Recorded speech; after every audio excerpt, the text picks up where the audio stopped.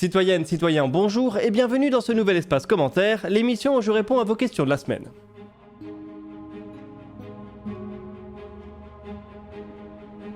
On va commencer du côté de la Starbase avec un peu d'actualité. Aurais-tu des informations sur l'incident de la Starbase avec le B7 ? Bonjour Wilfried. Le 11 juillet, un prototype de premier étage géant Super Heavy, le B7, a été l'objet d'un incident très impressionnant.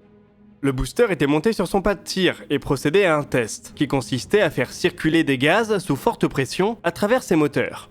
Dans le mélange, il devait y avoir de l'oxygène et du méthane, puisqu'une énorme explosion est survenue sur le pas de tir. Sur les vidéos prises à une certaine distance, on peut clairement voir une onde de choc traverser les installations. Une combustion courte s'en est suivie avec des flammes montant à plusieurs dizaines de mètres de hauteur.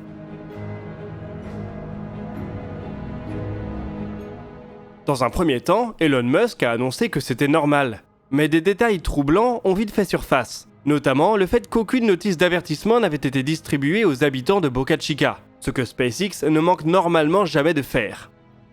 La mise à feu, si on peut appeler ça comme ça, paraissait par ailleurs très explosive, avec de nombreux morceaux de matériel qui ont été soufflés.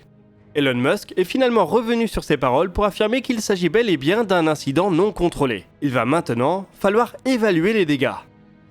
Le B7 est équipé de 33 moteurs Raptor. S'ils ont tous été endommagés, c'est un sacré revers pour SpaceX. Malgré les progrès réalisés, la production de Raptor reste compliquée, et 33 d'entre eux représentent des mois de travail.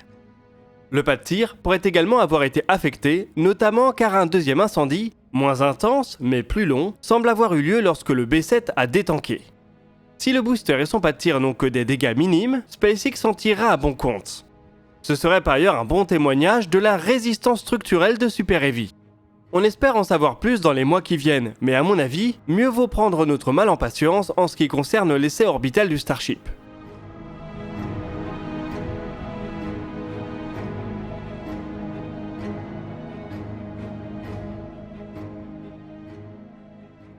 On enchaîne avec la question d'Olivier sur une très jeune étoile. Peux-tu nous parler de J1407b ? Bonjour Olivier, J1407 est une toute jeune étoile qui se trouve à un peu plus de 400 années-lumière du Soleil. Elle semble être un peu plus petite que ce dernier et pourrait être âgée de 16 millions d'années seulement. À l'échelle de la vie d'une étoile, c'est comme si elle était née hier. En 2007, l'étoile a subi un événement de transit particulièrement long et complexe. Du point de vue de la Terre, sa lumière a été occultée par un objet de grande taille. Le transit a duré presque 2 mois et a suivi un motif étrange, qui a été interprété comme un immense système d'anneaux. J1407 semble ainsi être accompagné par un autre astre, qui pourrait être soit une naine brune, soit une planète géante. Ce qui la distingue, ce sont donc ces immenses anneaux qui s'étendraient sur un diamètre de 180 millions de kilomètres, soit un peu plus d'une unité astronomique, la distance qui sépare le Soleil de la Terre. Comme point de comparaison, on peut prendre les anneaux de Saturne qui sont déjà impressionnants. Ces derniers ne font cependant qu'un quart de million de kilomètres de diamètre. Ils sont donc environ 700 fois plus petits que ceux de cette exoplanète.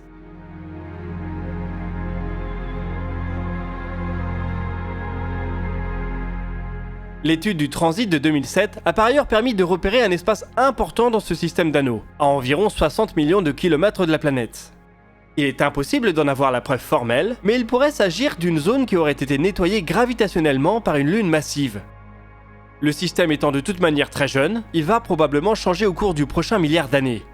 Planète et lune vont se former, entrer en collision et s'agglomérer jusqu'à obtenir une configuration à peu près stable. Un nouveau transit de cette étrange planète aux immenses anneaux sera peut-être observé dans les années qui viennent, ce qui pourra éventuellement aider à caractériser l'objet.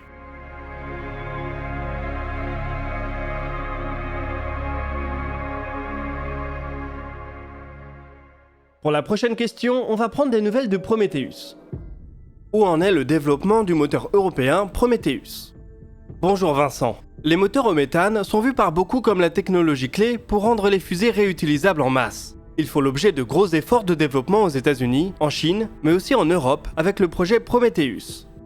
En développement depuis environ 5 ans, il doit permettre à l'Europe de disposer d'un moteur à très faible coût, puissant, modulable et réutilisable, capable de propulser aussi bien un lanceur léger qu'un lanceur lourd, un premier étage qu'un second.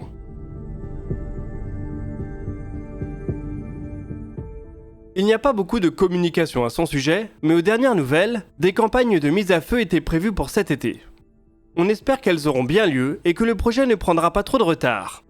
Une fois opérationnel, il pourra être intégré sur Themis, un prototype de premier étage réutilisable. Themis servira ensuite probablement de base pour Maya, un lanceur léger réutilisable qui est développé par une filiale d'Ariane Group. S'il remplit toutes ses promesses, Prometheus pourrait se retrouver dans bon nombre de projets européens. Il y a ainsi toutes les chances qu'il serve à la propulsion d'Ariane Next, la remplaçante d'Ariane 6. Il faut par ailleurs noter que Prometheus n'est pas le seul moteur au méthane actuellement en développement en Europe. En Italie, l'entreprise Avio travaille sur le M10, qui est destiné à l'étage supérieur de la fusée Vega. Environ 10 fois moins puissant que Prometheus, il ira peut-être en orbite avant ce dernier.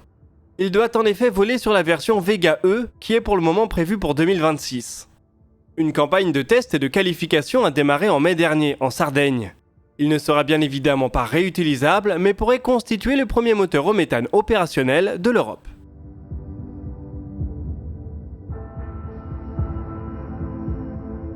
On revient maintenant sur le signal WOW avec la question de Tisseb. A-t-on essayé de répondre au signal WOW ? Bonjour Tisseb. Bien évidemment que l'humanité a répondu au signal WOW. La démarche est récente et probablement un peu naïve, mais elle a bien eu lieu. En 2012, 35 ans après le signal original, les fonctions émettrices du radiotélescope d'Arecibo ont été mises à contribution pour envoyer des milliers de messages Twitter et des vidéos de célébrités. Personnellement, je pense que ce message sera plus utile aux historiens terrestres du futur pour comprendre notre époque qu'aux éventuels émetteurs du signal WOW. C'est d'ailleurs loin d'être la seule occasion où l'humanité a cherché à transmettre un message aux étoiles par radio. Dans les années 60, une première tentative, en Morse, a eu lieu à destination de Vénus. Au tournant des années 2000, il y a eu quelques tentatives, envoyées depuis l'Ukraine vers plusieurs systèmes.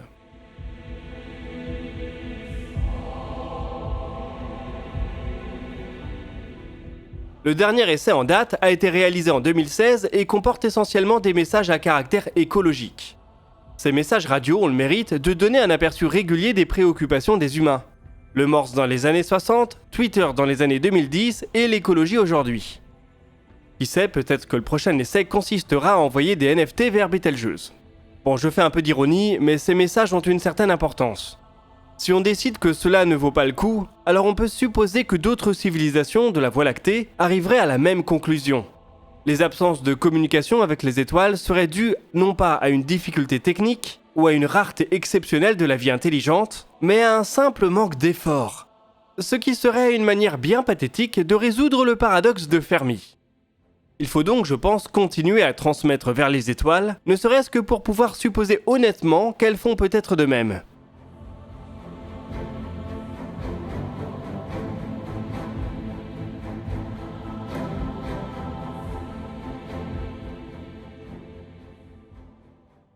On va terminer cet espace commentaire avec encore des images de James Webb. Est-ce possible de pointer James Webb Space Telescope vers une planète de notre système ? Quel serait le résultat ? Bonjour Spiller. James Webb peut bien évidemment observer des cibles dans le système solaire. Cela fait même partie des objectifs qui lui ont été assignés.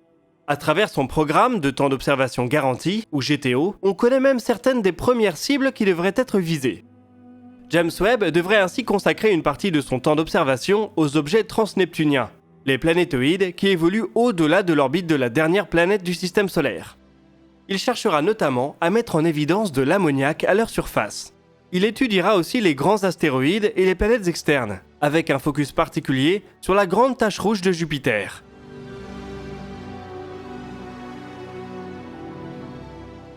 Les satellites Europe, Encelade et Titan feront l'objet de temps d'observation dédiés. Mars et certaines comètes sont les autres cibles des 3 premiers cycles d'observation, en ce qui concerne le système solaire. On a même un premier résultat à se mettre sous la main.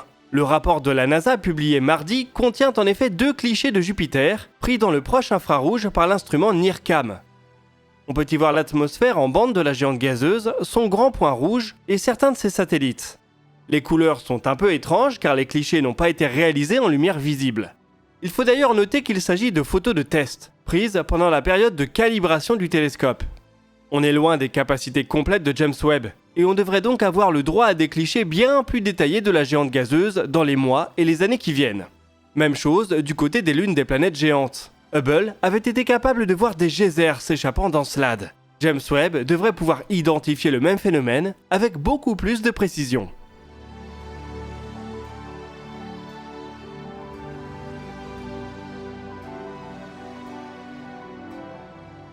Voilà, c'est tout pour cette semaine, mais j'espère qu'on a répondu à quelques-unes de vos interrogations. Nous, on se retrouve la semaine prochaine pour d'autres vidéos sur l'actualité spatiale, et d'ici là, citoyennes, citoyens, portez-vous bien.